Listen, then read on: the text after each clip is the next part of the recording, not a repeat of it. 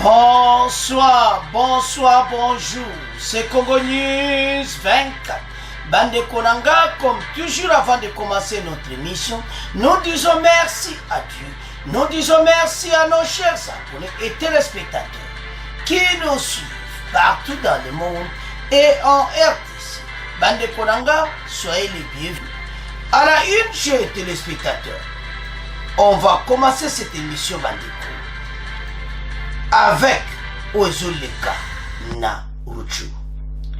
Enrôlement de forces de jeunes à Rutshuru, Bandeko par l'armée rwandaise, les M23.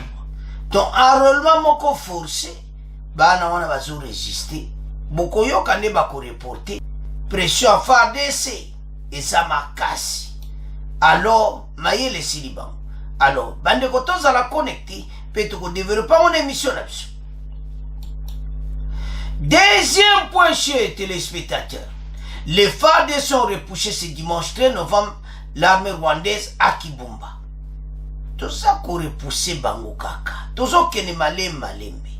Si tu qu'on récupérer ma territoire tout. Balinga basani badu sur la côte kuna bakuta na FARDC. Donc, masole zo qu'on est bien à terrain. Tu qu'on reporter mon bogoyo en direct. Yaruchu. Troisième point, chers téléspectateurs. Oye Yindi, Fachi et Sukhoi 25, Kigali et ses marionnettes du 1-23 sont deux au mur. Bandeko Bogoyo comme message à Mende. Mende à lobby. Yazo bénéficié de la force étrangère. Ba dépense yazo salam à casse à armement. Na RDC aza soutenu la force étrangère. Alors, tous à la connecter, peut-être développer une émission là-dessus. Chers téléspectateurs, émission là-dessus bandit. Et comme étant sur l'ensemble de la situation politique à RDC. Bandeko, yemsa moninga place aux alliés te tango qui sont aux WhatsApp. Bozo sur la téléphone loba, ma solango era mwekuki. Auto sur la qu'ensemble, na Congo News 24. Bande kotoko me abira en direct à Rutshuru ce qui se passe pour le moment. Et ce pesa mawa pe passer. À Rutshuru bandeko. O ezo leka. Non, ce n'est pas possible. Armée rwandaise, nde toujours benge ticket M23. Bazo to ba jeune à travers do bazo côte sa ba on a armée par force. Ba jeune bazo refusé. Boko yo ka société civile ba ko expliquer très bien. Mais ça j'ai pas ba jeune na biso boko tabat baza ba terroriste. Bango bazo kansa ba ko vanda wana bazo tchebino na front po bokufa. Bino bozala musika na bango. Parce que Bango baza pour le moment sous pression. Sukhoi eza ko attaquer Bango ba bombardement. Baza mal à l'aise. Baebe loko ko salati. Voilà la situation à Rutshuru. Ndenge baza wana baza na problème sérieux. Bazo ye batelo ni ko sala. Alors bandeko FARDC azo sala grand boulot à l'est. Pression wana c'est dit to lo bani ba soda ba bani ko sila Sukhoi e bani ko bomaka ba armée rwandaise tala Rwanda bibisa armée no bogo kufa biloko alikolo zo kita ba comme look effectif. Seul moyen prendre ces jeunes congolais ba tia bango na front bango ba tuti baza na sima ba jeunes congolais ba kufa. Biso sa toyaka makankolo ba boko yoka. Balobi ke bazolinga batia bino na front. Pour société civile ya ki bazo esa ba jeune congolais. Bo rejoindre bango te na bo telema nyos nde bazo peksa bazo forcer bino n'accepte pas. Boboya, il faut refuser. O nyos bazo forcer bino. Parce que et ça mawa. Bon résister. Message oyo biso pe toujours pesa na ba jeune wana. Bandeko oyebi soki mutu akoki lisusu te asala nini akomoluka bandeko ils n'ont pas d'effectif. Armée rwandaise baccusation na biso ekomi mpo babakisa armée ekomi mwa pasi mpo bakatisa bayokisango ke EDC akomi na badrone bandeko tozwi badrone bapeyo balingaka biso mpe baza toza na badrone pour le moment etoni tikoloba te mpe bapesi biso badrone eza kokapte ezolakisa position nyonso bango bazali omoni place mayele na bango esili tozoyeba mouvement na bango tout parce que drone ezokapte ezolakisa toyeba ta na bango wana bazokende boye ta baokende boye donc c'est facilement mpona koneutralize bango. Maintenant basu na moyen te effectif ekomoke bilan ya sukoi babombardement euta kopesa mikolo oyo basoda nyonso ya bango ya armée rwandaise basili bakomozwa bajeune na biso congolais na Rutshuru par force à l'armée. Alors totanga to comprendre que c'est pas sur le terrain bon to avance. Ce n'est pas possible. O bazo forcer bajeune na biso mawato. Enrôlement de force des jeunes à Rutshuru par l'armée rwandaise le M23. Les terroristes du M23 enrôlent de force plusieurs jeunes de Rutshuru dans la rébellion, la société civile l'a reporté. Les chefs de 10 maisons, Nyumba Kumi, de plusieurs zones sous contrôle de l'ennemi dans le territoire de Rutshuru, sont obligés à ces terroristes du mouvement de M23 de fournir au moins 10 jeunes pour enrôlement obligatoire dans la rébellion. Après, politico-c'est de la société civile. Bazo sala nyonso bazwa bajene oyo bakota na rébellion. Bandeko eso bazwa bango nde bozomonana par force tous ces jeunes. Mais bajene boboya nde bozomonana botalaka bango. So bendi photo à makasi vous comprendre que la plupart ya armée wana eza tutsi. Dans une mise au point sur la situation de sécurité qui prévaut actuellement à Rutshuru, les forces vives de Rumangabo, une cité occupée, alertent que les chefs de 10 maisons ont reçu cet ordre après les défaites de l'ennemi constatées sur le terrain. Bazui défaite. Farde sazotia bango pression na ndenga mokete. Nde bozomo na photo wana ya likolo eza bango. Baza na problème. Bazoye bateloni bakoko sala. Parce que Farde sazaka ko avancer. Elles dissuivent de près la situation et demandent aux deux parties belligérantes de ne pas cibler la population et d'orienter chacun ses tirs vers son adversaire. Ce vendredi, les combats ont farouchement repris sur plusieurs lignes de front dans le territoire de Rutshuru au nord Kivu. Les forces armées congolaises ont de nouveau pilonné les positions des terroristes du M23 sur plusieurs fronts, rapportant les sources sécuritaires et civiles. D'après les mêmes sources, les défaites enregistrées au niveau de Rukari, l'ennemi a largué des bombes en destination des civils. 3 personnes sont grièvement blessées. Comme une position en faiblesse. Fa descendre bozomona wana baza ko attaquer bango à tous les niveaux et puis na likolo pa vie zolanda bango. Mayele sili bango eloni tokusala na likolo suko ezotinda na se donc baza na problème bazo yeba te qu'est-ce qu'il faut faire. Alors baza ko enrouler ba chaîne na biso chez téléspectateurs. Message est clair tout passé en haut. Et ces jeunes Congolais, qui jamais concédé et pas il y a population, il y a bateau, il y a armée rwandaise. Parce que bandeko, ils ont ça la passe bien mal. Alors, ma yelle na bango Cécile, Toyo Kasiko et société civile. Bon, to continue mission. Des jeunes de Rutshuru sont forcés par le M23 de rejoindre ses rangs. Cette dénonciation est du député provincial Ngarouye Mouozi Emmanuel, élu du territoire de Rutshuru. Dans une interview accordée à Radio Kapi hier samedi, il fustige ce comportement des rebelles du M23 qui pourchassent les jeunes dans les zones qu'ils occupent et les forcent à rejoindre leur rang.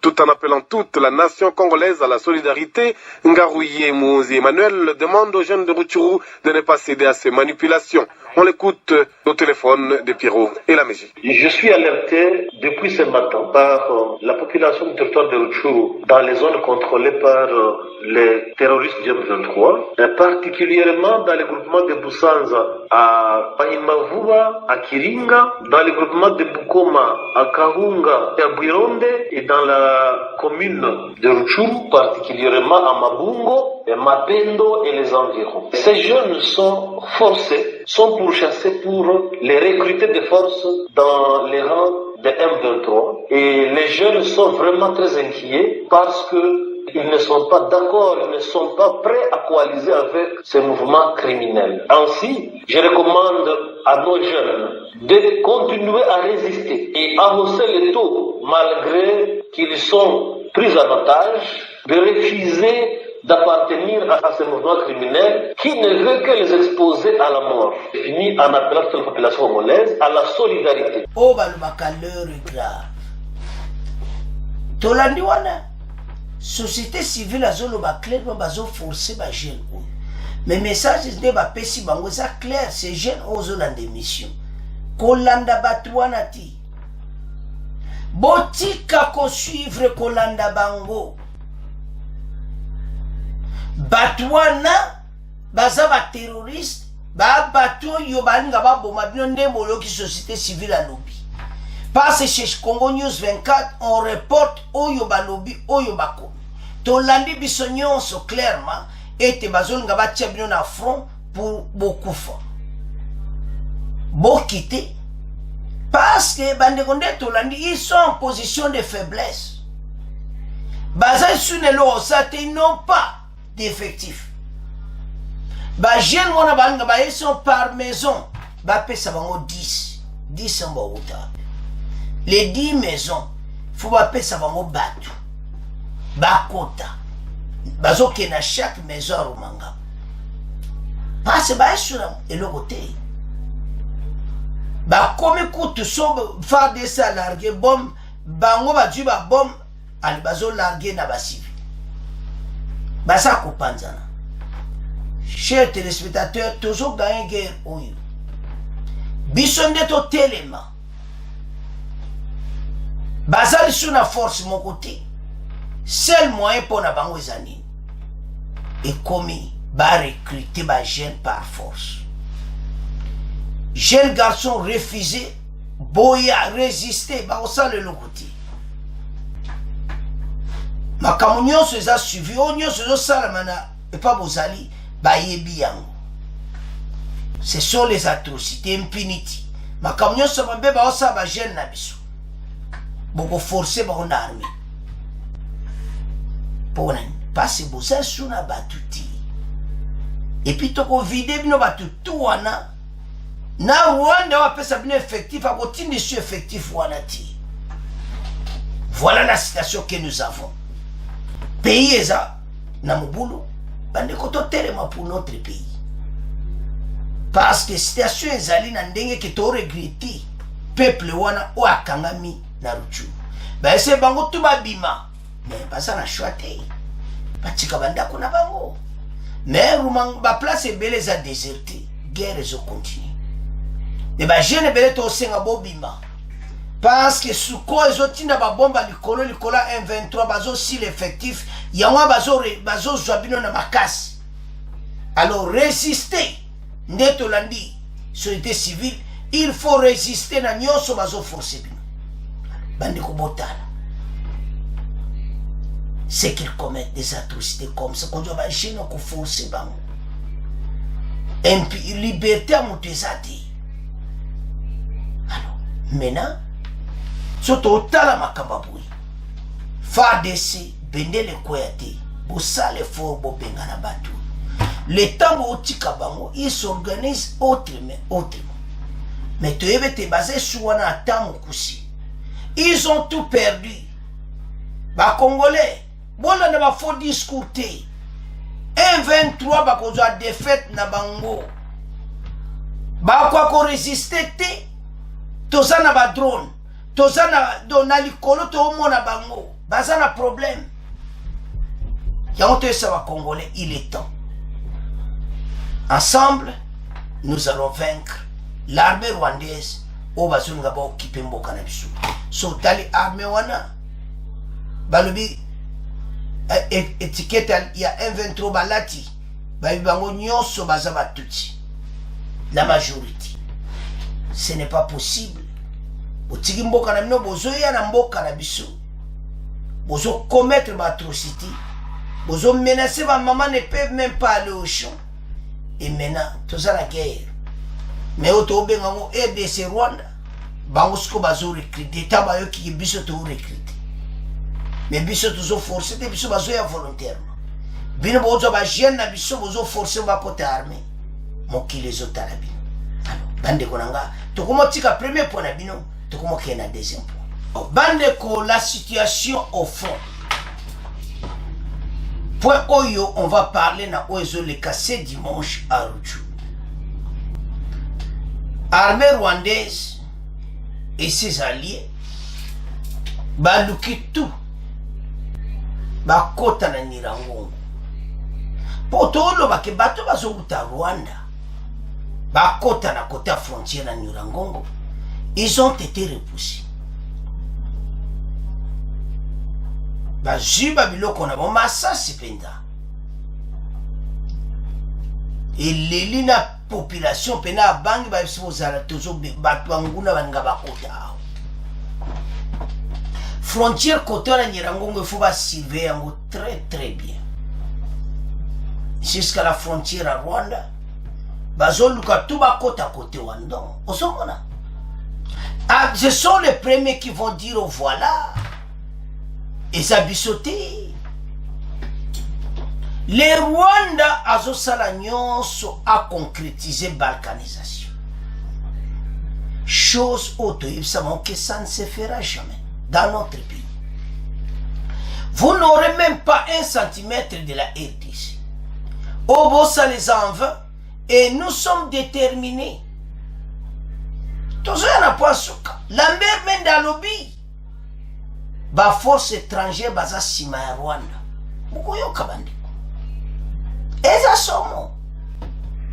Balobi Kigali et ses marionnettes. 1-23. Do au milieu. Mais toujours na poana. Somo le émission lelo. Yebsa muninga ke 3e point eza son. Yebsa muna place à za à rapidité l'émission pour m'assurer les avres. On va tout reporter ce qui se passe à l'Est.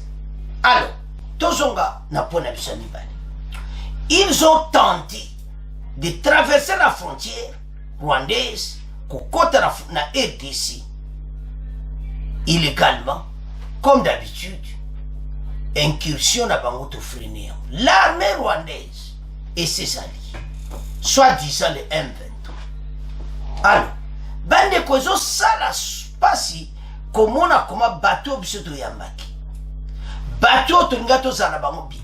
Le président l'avait dit au cours na discours na yi. Fachi a dit ceci. Que quand je suis arrivé au pouvoir, j'ai tout fait pour tout zana bon voisinage. Mais cela n'a pas marché. Plan B. Plan B yango anande. Ah, tozo ya rapoana. Sukhoi 25 sali makam. Alors, maintenant bateau yo balingena bango bongo ti ozomona toloba ke bateau yo faut ko bengana bango avec les armes ba dialogue wana bo sala me Fachi a pris une décision. Fachi a boyi boyo compter la poisson que ma kamwa négociation ça dit. On est sûr faire des associations récupérer ma territoire en tout. Ces gens vont partir. Ils ne peuvent pas résister na avion de l'air tango toko beta babiloko alikolo. Bandeko situation eza na ndenge moko ezo senga ke biso nyonso totelema. Et comme ta oyo Congolais to applaudir FARDC bazwa force. Toza la sima na bango. Monguno à côté de biso bakima. Alors, le combat ce dimanche, ba arme lourde yo karaki parce que to tenta ki to repousser bango lisusu. De FARDC ça zo récupérer kaka. Malembe to récupérer to kwa na Rutshuru, on prend tout Mangabo, tout ça. Tous unions sont allés après destination Bunagana. Tous allés. Alors, les FARDC ont repoussé dimanche 13 novembre l'attaque des rebelles du M23 à Kibumba. Territoire de Rutshuru, des sources sur place renseignent que ces rebelles ont tenté en vain de faire incursion dans Kibumba. En passant par Kikeri, selon les mêmes sources, l'armée nationale se comporte très bien sur le terrain. L'armée doit se comporter très bien sur le terrain, moral kitoko, et maintient le contrôle de Kimbumba malgré les fausses informations distillées sur les réseaux sociaux. Kaka bazo un message à 1.23, bazo ya on a réseaux sociaux, bandeko, ezo ça la passe, mais tokoloba ba po ebele tokoloba lelo parce que makambo ezebeli. Une série d'attaques de 1.23 déjouées ce dimanche par les FARDC Kimbumba et Nirango. L'état d'esprit des Congolais marqué par le soutien de l'opinion nationale aux actes de bravoure de FARDC contre les M23, soi-disant, dans l'armée rwandaise. Bon, là, ils ont les réseaux sociaux. Kimbumba et Zana Maboko à FARDC, toujours continuent à repousser Bango. Les rebelles de M23 se sont hasardés de contourner les positions de FARDC pour avancer vers Kanyamaoru. Mais ils n'ont pas réussi de pénétrer dans cette zone. Dans les territoires de Nirango, avec les tentatives de ces rebelles, les coups de feu ont été entendus ce dimanche du côté de Kakomero vers les frontières de Kigeri et Katisis. Frontière na biso bandeko na Rwanda. Ah, nzambe nanga. Donc, côté wana, frontière de Kigeri et Katisis, séparant les territoires de Rutshuru et de Nirango. Donc côté wana, de ezapena musikate na Rwanda. Alors, batanta qui me va coup de feu à FARDC, ils ont repoussé l'ennemi. Entre-temps, l'armée loyaliste multiplie des efforts pour reconquérir les localités encore sous contrôle des rebelles. Toko tikati, tu toko récupérer nyonso. Mbaliona bazane loka osalati. Mayele siliba. Match yo eza côté na biso ba Congolais. Tozo gaye match, toza la l'aise, équipe ekopolati, bango, nabatu na bango, bako pakatamba. Notez également cet appel du deuxième vice-président de l'Assemblée nationale aux Congolais d'activer le patriotisme pendant cette période où une partie du Nord Kivu est occupée par les M23, appuyée par le Rwanda. Dans une interview exclusive à Radio Okapi hier samedi, le député national Vital Mouini Banyosizé a également demandé aux Congolais de dépasser leur clivage politique pendant ce temps et aux jeunes de quitter les groupes armés pour intégrer dans les FARDC. Il est au micro de Radio Okapi. Mon message, c'est autour de la situation que nous vivons. Nous sommes agressés. Le pays est agressé et je vais demander à tous les Congolais et Congolaises d'activer leur patriotisme. Et je vais dire que les espoirs nous sont permis d'attaquer un Congolais. La RDC, ce n'est pas une parcelle où on va spolier. C'est un pays et nous vaincrons. En tant que patrie, donc les espoirs nous sont permis, soit se m'arranger derrière le chef d'État et puis nous devons dépasser nos clivages politiques pour que tous nous puissions nous occuper de l'unité du pays, de son intégrité et que nous puissions gagner cette guerre qu'on nous impose injustement. Toutes les dispositions sont bien prises par toutes les institutions pour être sécurisées et nous allons y arriver. Pour être sécurisés, on se sert de sa jeunesse. Nous les amenons à intégrer l'armée, quitter les groupes armés, entrer dans notre armée et pour que nous ayons une armée forte, dissuasive et pour que ce que nous vivons maintenant ne puisse plus nous arriver dans l'avenir. Bande kotolandi biso nyonso eza parcelle to ya spolier et de cette longa bitumba oyo. Deuxième vice-président de l'Assemblée nationale alobi to zalaka kasima chef de l'État makamyo Sicile ba Congolais bolamuka ba jeune nyonso na kati ya FARDC parce que lobby ou ça lobby ekoki sukoya to préparer mboka po munguna koka biso te bakongolais tala situation tozanango à l'est biso toza sima chef de l'état nde toyoki deuxième vice-président de l'Assemblée nationale. Chers téléspectateurs, tolandi biso nyonso, nous avons lu et nous tontons le peuple congolais anini ba message à l'écouter zami na réseaux sociaux oyo utuko leka o voilà Kimbumba ezana maboka ba non FARDC sazana Kimbumba zawa na to repousser ba on peut to continuer ko kende tukalate to récupérer Rumangabo Kiwanja Rutshuru sans to récupérer nyonso. Il ne peut plus résister à la force de Sukhoi 25. Toujours le bango clairement Congolais landa. Balobi moral va sonner ça très bien on avance sur le terrain. Toujours gagner terrain malembe. Alors, ba Congolais ba kana message ya lokuta mingi. Covid kalate zera EDC. Non, des mensonges. Bandoka Congo, tala, il crée tout. Mikolo misona bisezana est. Ozomona bande ko to telema pona mboka. Batu bazo un message à l'écouter belé. Et Rosama Kamtoza concentré, bisonyo so sima FARDC, bisonyo to mobiliser ba jeune même na Kinshasa, ba jeune na so ba ke na 43e région militaire ba rejoindre FARDC. 18 ans, 25 ans, place aux ça, rejoindre l'armée. Basse batte mbongo. Bon, rejoindre, parce que tout ça a besoin. Et lui, Patrick Mouya, pourquoi pas 500 000? Et pourquoi pas 1 million de soldats congolais? Tout le monde a dit, mais pourquoi même pas? Donc, comme attend 1 million d'hommes au sein de FARDC. Recrutement au continent, ma jeune vont rejoindre. Alors, tous on a la dossier. Toyo qui bisognos. FARDC, ça la morale à bien. Baza quoi avancer à Kimbumba. Et puis, to repousser l'ennemi encore. To continuer qu'on repousser Bango. Bako ça la marche en arrière. Tina Bunagana. Après, boke Uganda et pas boko telaki. Boke pe Uganda. Rwanda, Bozongi. Baza bao kokate là.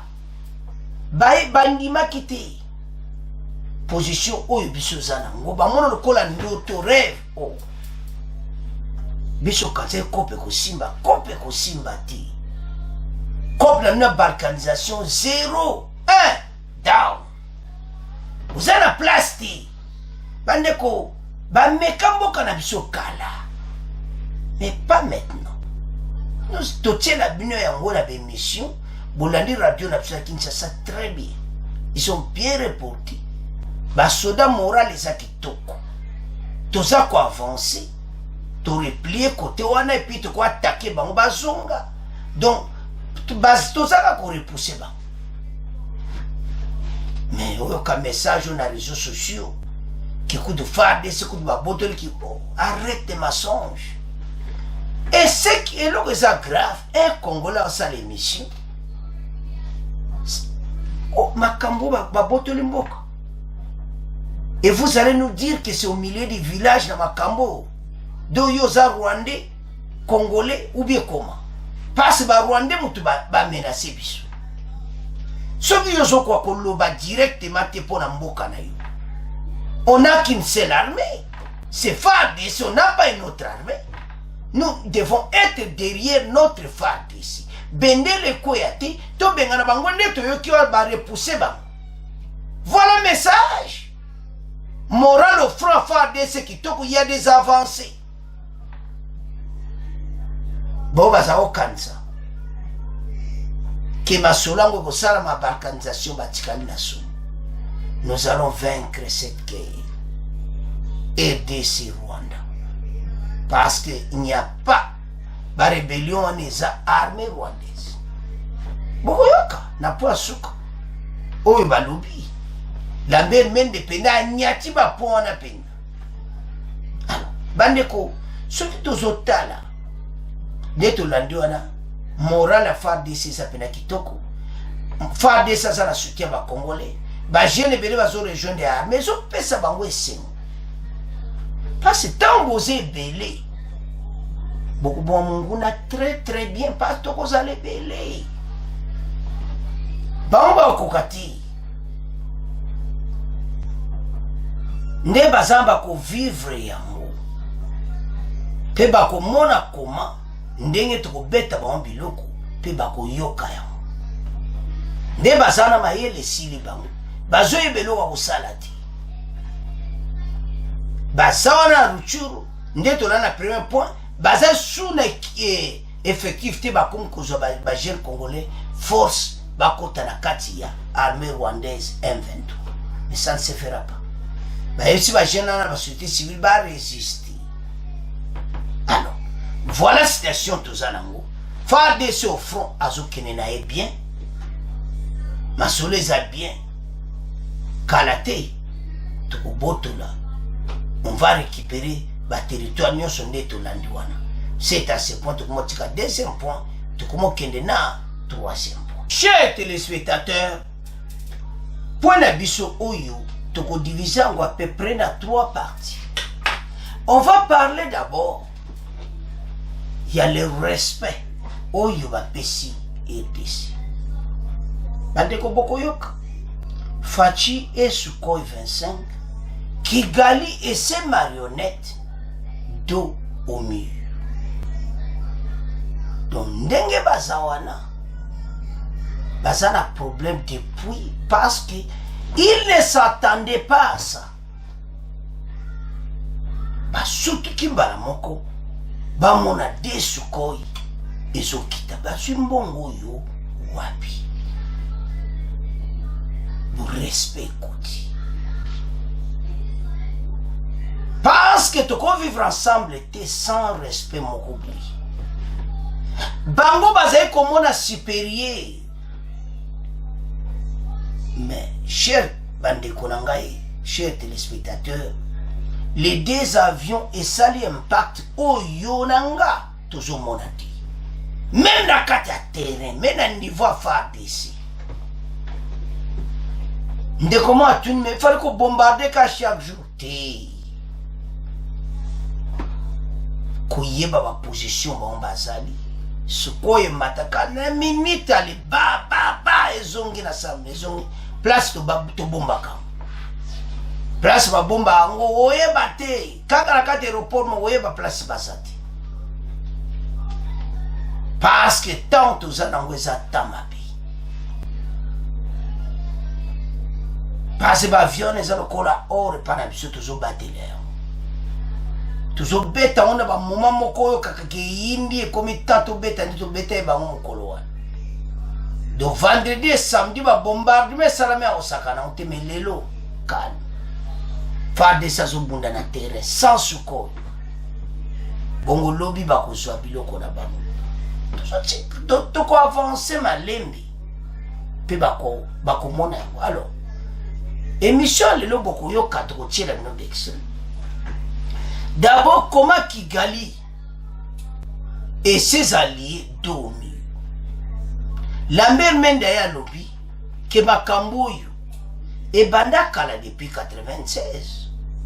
Situation ezawana ezake président rwandais na simana ye azana ba force étrangère oyo bazo pesa ye bibundeli wana akokoza na biloko wana ebele te parce que ça coûte cher aussi. Ba force étrangère ba pesi yango pour balkaniser la RDC. Mission na bango kokisama est wana ekoma Rwanda. Ba ressources wana baba na kokabola ngo eza mission. Chose oyo biso to boyi. Toza pena tozo mona pena ki biso to telemi ba okoke loko te. A eza l'armée kenyano ba ye tozo tala bango. Uganda ye wana aye makama ADF mais les moto zo yo ka peuple azo funda. mikolo kuta koti na kazaka mais bazo travailler secrètement base baza mutu moko na Rwanda eza makama kobomba ti situation toza nango mena na terrain eza que notre forces armées bazo sala ba progrès na point oyo bokoyoka comment Kigali et ses marionnettes les 1-23 basutuki oh makama ngo eza boye armée rwandaise bazo comprendre ti bolandaki soko eketi na Rubavu na Rwanda ekwei na aéroport na bango après mati. Qu'est-ce que cela signifie? Pesa bango message. Message, tu es pesa ka message kaka. Atterrissage pe décollage. Ezaya koyinda esi yindi. Alors totanga toyeba comment le respect oyo Kigali be koti bakongo banga biso parce bele bazon di mate ki Kigali comme banga biso mais tozo sabino bana lelo Kigali ba komi dormir et ses alliés. Totanga pour vous comprendre que bango pour le moment ba komi ko banga biso. Fin de la rébellion, fin de l'aventure Kalati. Avec à la une, Bandeko, Fachi Sukhoi 25 Kigali et ses marionnettes du 1-23 sont dormir et puis Togoyo Kalambe Mende Nasuka. Mende Pena Indisi. Parce que c'est trop. Batu Oyo, Makamutu Oyo Bandaki et Parabiso, aventure les eaux comme Nasuka. Yawon Mende Yoza Danzi. Mende Indisi. Alors, Togobana le premier parti.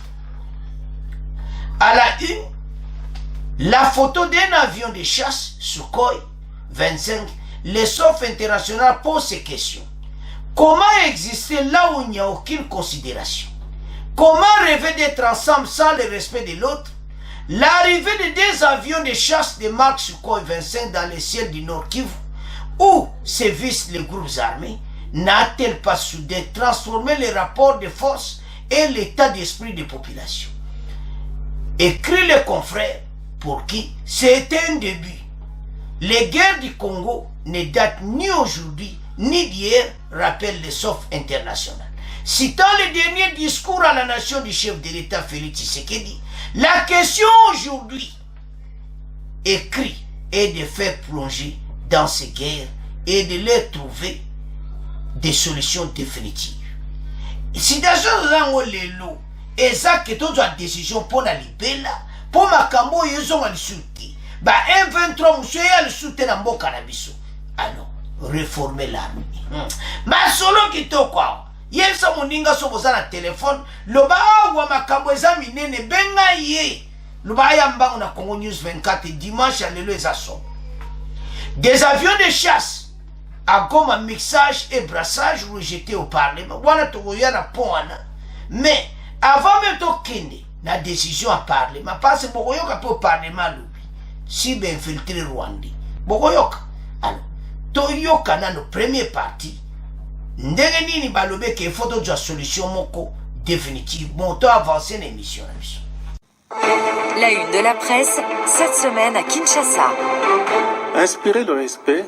Avec à la une, la photo d'un avion de chasse Sukhoi 25, le SOF international pose ces questions. Comment exister là où il n'y a aucune considération?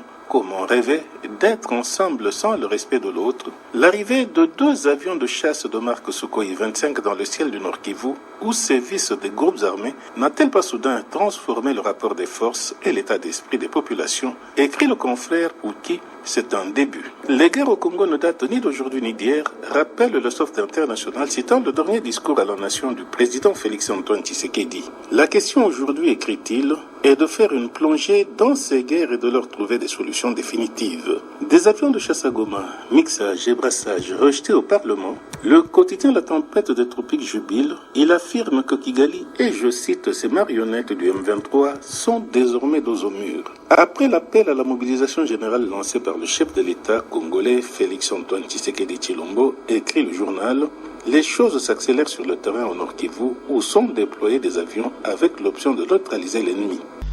Bande Kotolandi Bissonio au premier parti. Il faut y avoir comme la décision moko définitive. Que ba kambo esala malisusu te. Arrivé à Sukhoi, échanger donc na likola Kivu bandaka kamakamoy salamaki, échanger makambo ebele moral à la population, moral ya basoda sur le terrain, makambo nyonso échanger nyonso, et surtout le discours du chef de l'État abeta Kiseti bandeko makambo talo bakezo salam ba jeune baza groupé pour la vigilance. Mais ba petit c'était na Beni que ba jeune ebele ba yesi bango ki bozo message en propre et te lobi ke bo fungola miso moni mutu boya ko yebisa force de l'ordre.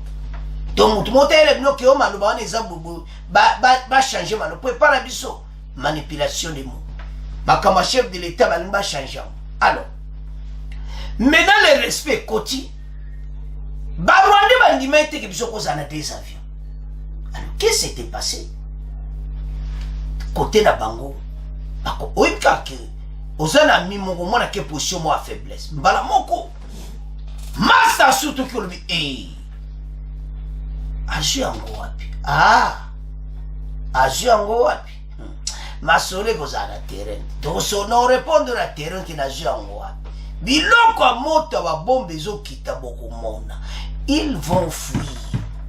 L'arrivée de des avions est en des fermes à Soulou.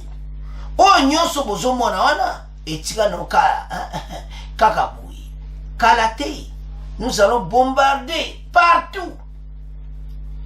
Bazo bakomotia population neti na liboso boye. Bazo balobake suko ezo boma population. Mais bazo surveillant. Batebele bazo landela tout. Alors, bande ko bota la situation tozana. Donc, ça tali clairement un complot bien organisé. Mais de ce même de wande poisson, kaboyoka, mandobo mendalubi. Alors, maintenant, tokende na Assemblée nationale. Assemblée nationale, mboso et na député nyoso ba voté. Que na recrutement ya fa d'ici. Infiltré mogote oyo ba voisin ko kota kuna. Infiltré bakangi porte pour na bino. Ongo kota kana FARDC batali uba. Yuti. Yo mweto zoyo ezati. Ngamo bozo ngate. Infiltré. Allez, bobali ko résister. Non, yo te yo infiltré. Yo motema no ezawati. Motema no ezana ngambo kende kuna. Mususu ayi batali gabo. Tout le monde est talent. Yuti yo le kanan kun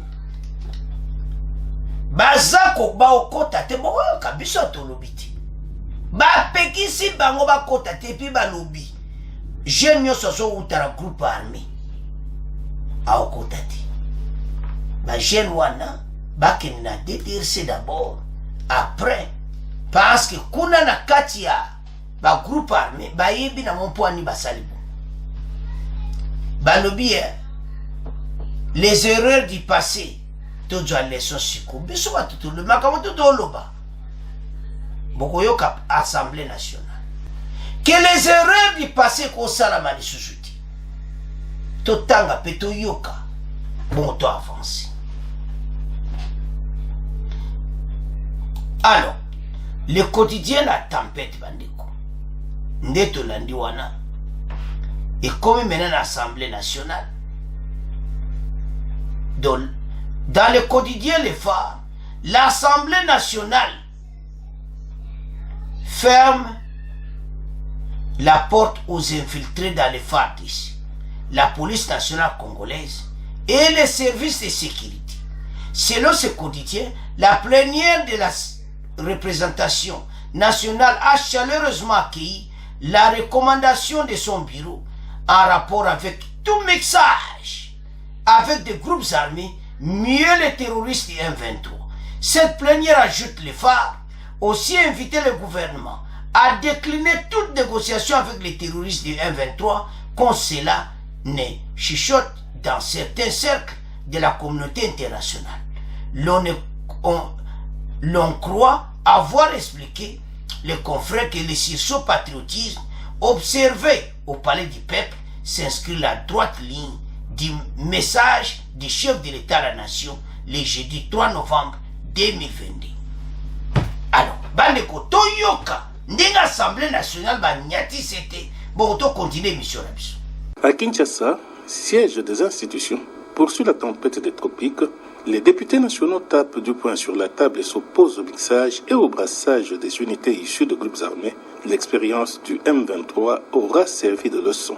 Dans le quotidien Le Phare, l'Assemblée nationale ferme la porte aux infiltrés dans les FARDC, la police nationale congolaise et les services de sécurité. Selon ce quotidien, la plénière de la représentation nationale a chaleureusement accueilli la recommandation de son bureau en rapport avec tout mixage avec les groupes armés, mieux les terroristes du M23. Cette plénière, ajoute Le Phare, a aussi invité le gouvernement à décliner toute négociation avec les terroristes du M23, comme cela se chuchote dans certains cercles de la communauté internationale. L'on croit savoir, explique le confrère, que le sursaut du patriotisme observé au Palais du Peuple s'inscrit dans la droite ligne du message du chef de l'État à la nation le jeudi 3 novembre 2022. Bande Kotolani, pas de mixage na kati ya recrutement FARDC. Baboui, balingi mixage te. Baïbsi chef de l'État, pas de négociation avec les terroristes. Ah, bande ko Assemblée nationale. Ba voter bango nyoso ba tima boko likolo. Parlement na bisoto ba décider. Ba lobby hein. Pas de mixage. Je me souviens. Les chefs de l'État ont interviewé à Salaki à New York, à Salaki on a RFI. Fachi avait dit ceci. On a trouvé armé Mokoza un mixage. Na kati na bango, il y a des brebis galeuses. Tout le monde l'avait suivi. Et maintenant, Assemblée nationale de Tolandi va décider boui. Pas de mixage. Bah journal n'a pas combien on nyonso de Tolandi na revue de la presse. L'heure est grave. Assemblée nationale va dire ma décision. Na bo bazo uta na ba groupe armé. Ba yebisi farde c'est un beau ça recrutement. Botala to ba mixage. Et le bébé là biso batuto lobiti. Oyebi mixage. Beaucoup yebi déjà. Ah, yo te. Mais ce côté à mixage te zala kuna. Papa tali nano. Beti na moi swahili mke batali abi non, yo te. Yo kota na farde soko bunda te, motema no ko zala te makamu Noel chane alobaki. Otamo zo bunda motema no zawana te. Yo zala kuna. Mususu alingaya batali ekabwa aba rapidité babite yo te. Yo batindi yo te. Yo batindi yo. Musu ndega ba recruter ta batu wana ba voisin baza très compliqué. Ba jina batu na mba tindi mba kota na. Aba monde ba recruter wana kenepe kota. Baso kanga ba baso longo na ba. Armée à l'élo. Ba lobby les erreurs du passé pesi leçon na mboka. Ba voter bango nyonso. Ba lobby na ke to boy mixage na kati ya FARDC biso batu to lobby te to landi wana.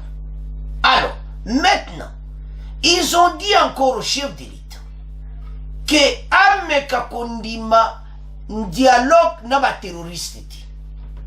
Alors, qu'est-ce qui s'était passé? Lorenzo est arrivé comme on a fait. Bah ça à peu près 2 heures. Et ça mon boulot. Fatia boy. Donc,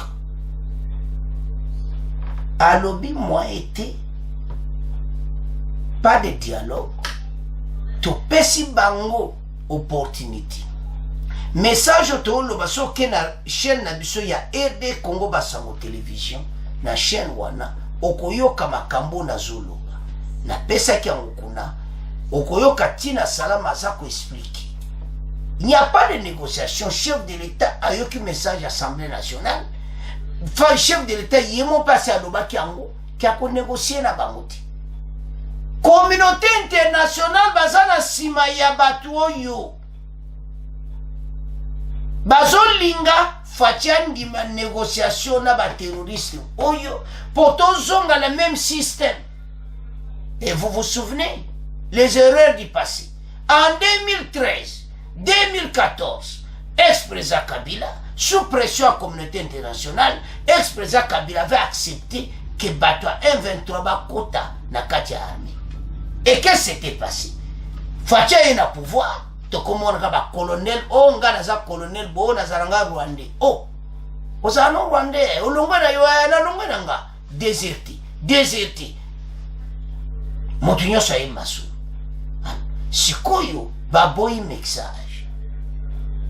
Maintenant, batone ko sala mali société, communauté internationale va forcer Fachi à négocier na batu. Toi ça peuple congolais libéré. Mokonza mboka boy tabande ko mokonza mboka zana bazo bunda na grand dossier pour na mboka. Bon soutenir mokonza mboka bazo bunda na grand dossier. La communauté internationale baza sima bazo lingaka kabisuto sola na batuana. Est-ce que bango bayebi agenda caché na bango bayebi pourquoi bazo loba bongo? Oui. Et ça ne se fera pas. Biso toko bunda tina mutasuka boto tala baonde bako balkaniser mboka. Et ko sala mate.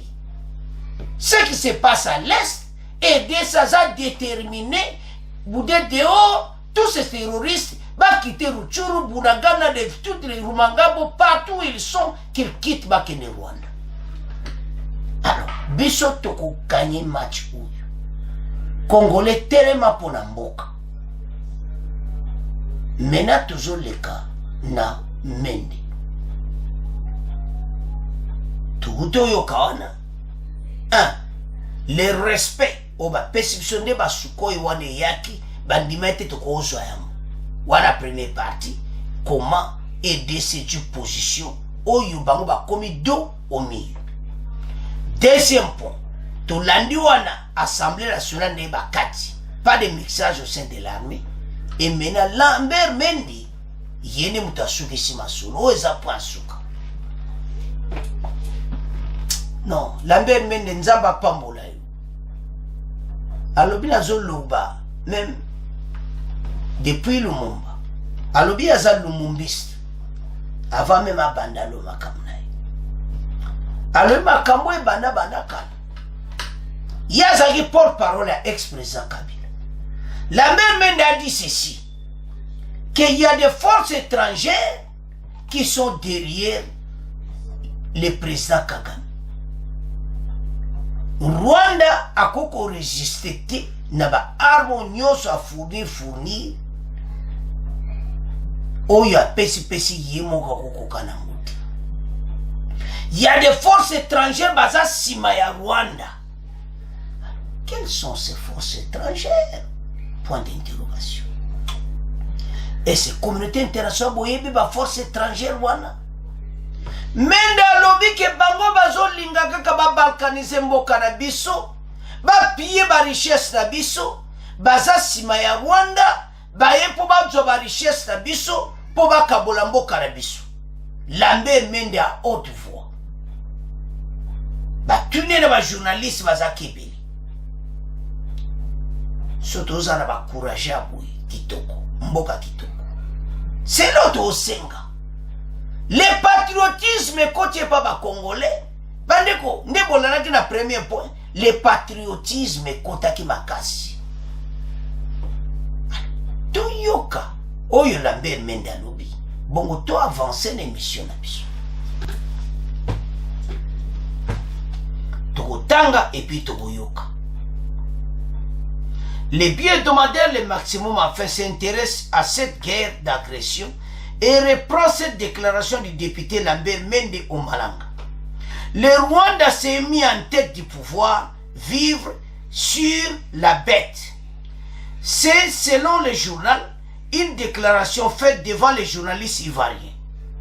L'ancien porte-parole du gouvernement de Kabila, qui se veut plutôt leader lumumbiste, parle d'un phénomène qui dure depuis 1996, peu avant le génocide des Tutsis.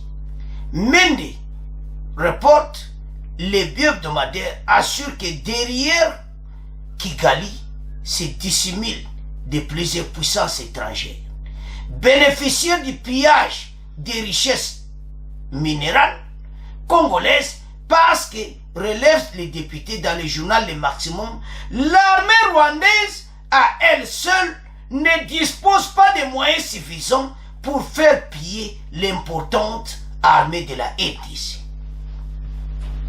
Ezaya Kohinda et si Yindi. Je répète encore la dernière phrase. L'armée rwandaise à elle seule ne dispose pas de moyens suffisants pour faire piller l'importante armée de la RDC. Toyoka, Maloba Lambert Mendy, bon autant avancer l'émission. Le bi-hebdomadaire Le Maximum enfin s'intéresse à cette guerre d'agression et reprend cette déclaration du député Lambert Mende au Malanga, je cite, « Le Rwanda s'est mis en tête de pouvoir vivre sur la bête. » C'est, selon le journal, une déclaration faite devant des journalistes ivoiriens. L'ancien porte-parole du gouvernement Kabila, qui se veut plutôt leader lubumbiste, parle d'un phénomène qui dure depuis 1996, peu après le génocide des Tutsis. Mende, rapporte le bi-hebdomadaire, assure que derrière Kigali se dissimulent des puissances étrangères bénéficiaires du pillage des richesses minérales congolaises parce que, relève le député dans le journal Le Maximum, l'armée rwandaise à elle seule ne dispose pas de moyens suffisants pour faire plier l'importante armée de la RDC.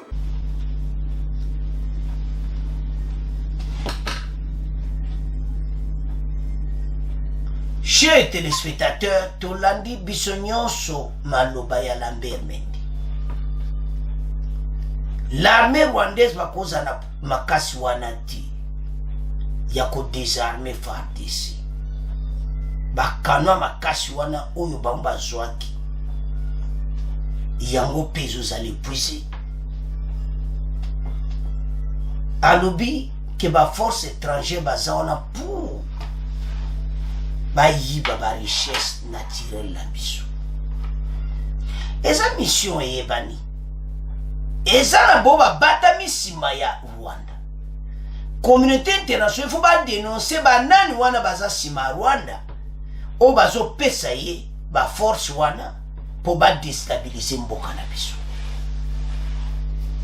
Bande constitution tozanangwa tala soki secrétaire général des Nations Unies, Guterres, vient de dire que les Rwanda, l'armée rwandaise de M23, azana arsenal oyo, bango, MONUSCO bazana ngoti. Ça dit beaucoup. Et le makambo belé. Donc ils savent. Et bah ça vient d'où? Le secrétaire général Guterres a dit ceci. Que ça vient quelque part où Aline Kolobate Nayebi Siko, tant au monde à Babiloko, il y a une force Eza Sima Rwanda Ba Congolais Talaba Kamweza Minene Mokonza mboka telemi na position na toko bundati na suka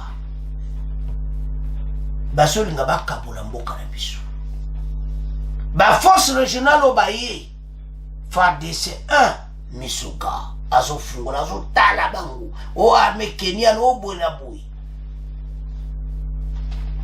Adjoint ya président ou Bazo Salanine, Eza FARDC, Eza na FARDC. Donc, tant qu'il y a un gars de salle, il faut pas se position nous, position Bobo Ayoki, Token.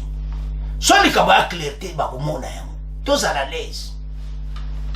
Parce que ba Kenya nde ba yepe ba pena ba planka balkanisation congolaise tika non négativité tous en na positivité ba konzi ba yebi ba sosa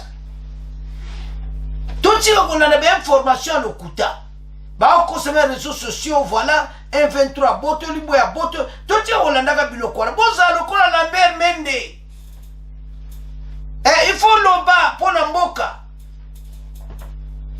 Faut parler pour n'amboka na yo. Pour na bateau yo bazako o ba osala biso. Donc c'est comme ça que tu peux gagner makambo oyo. Il y a un complot moko bien organisé, mais ils ne vont pas réussir. Babande mo bandakala. Baza derrière Rwanda. Lambert Mende l'a dit clairement. yango toyesa bakongole nyonso place ozali telema tika kosala hypocrisie comme tato libere mboka banguna oyo tobengana bango oyo bazali koderange mboka na biso bandeko Lambert Mende a touché ma point mon clé. Alors, chers téléspectateurs, quel autre gagnant? Tu l'as dit, puis ce ma point nyonso. Tu es beau partager en ma casse parce que mon nyonso a eu ko Lambert Mende a lobby. Alors, bande konanga, c'est à ce point de comment clôturer mission na biso. Bon continuer qu'on s'abonner massivement. Bon partager. Au revoir. À la prochaine.